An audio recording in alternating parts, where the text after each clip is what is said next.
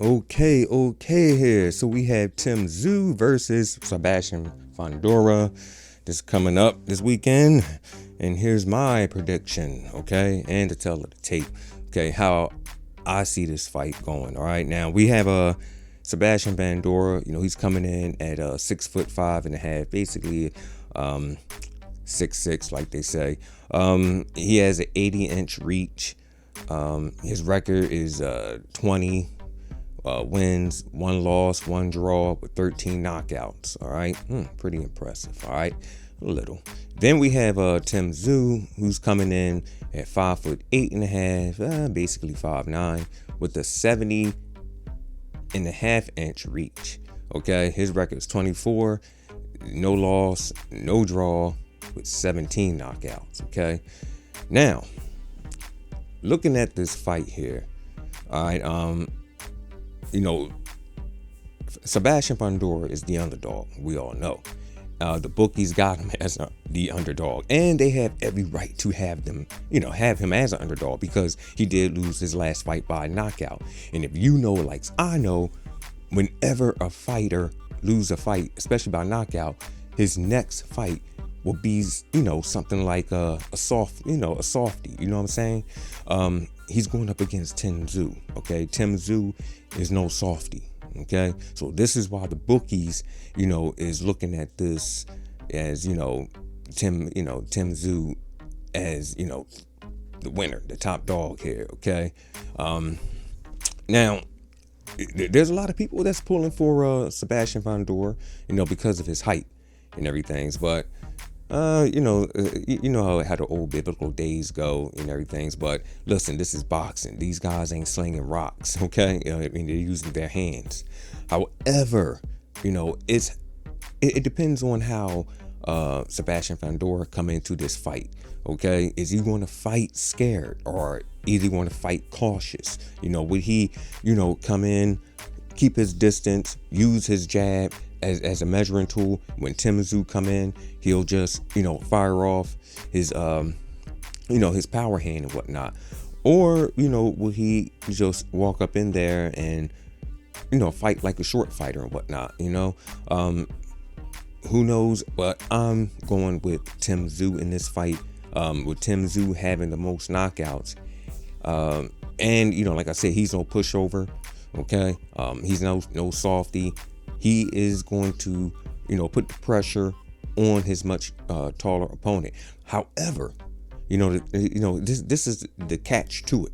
Okay, now, although Sebastian Fundora is supposed to be going up against a softie, a touch-up fight, after his last loss and everything. The thing is that Tszyu never trained for to face a tall fighter. He's going to face a man basically his size. Okay, so that's one disadvantage on Tszyu's end. Okay, however, on Sebastian Fundora, he's mostly stand taller than all his opponents.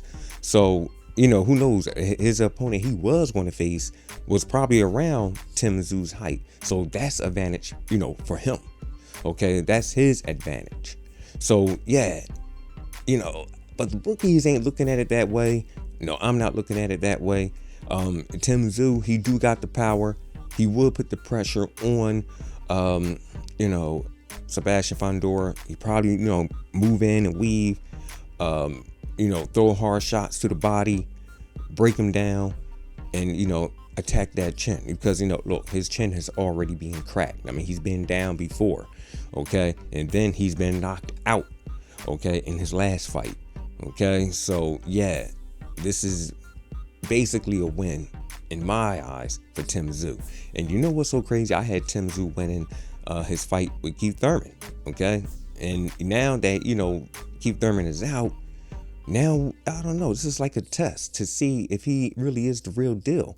Like it's like the amateurs. Can you take on an opponent that you know nothing about? Now I understand he knows about Sebastian Fundora, but he didn't train for the Sebastian Fundora style. And for Sebastian Fundora, Like I said, he's taller than most of all his opponents, so he was training to take on a much shorter fighter.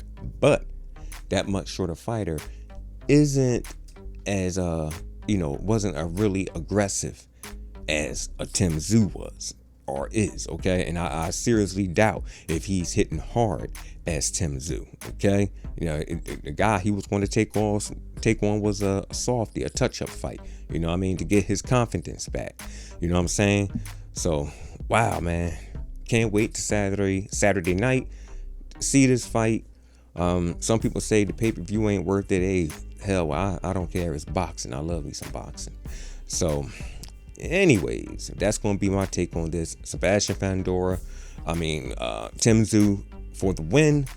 Hopefully Sebastian Fundora can bounce back, after, these 2 losses, you know what I'm saying?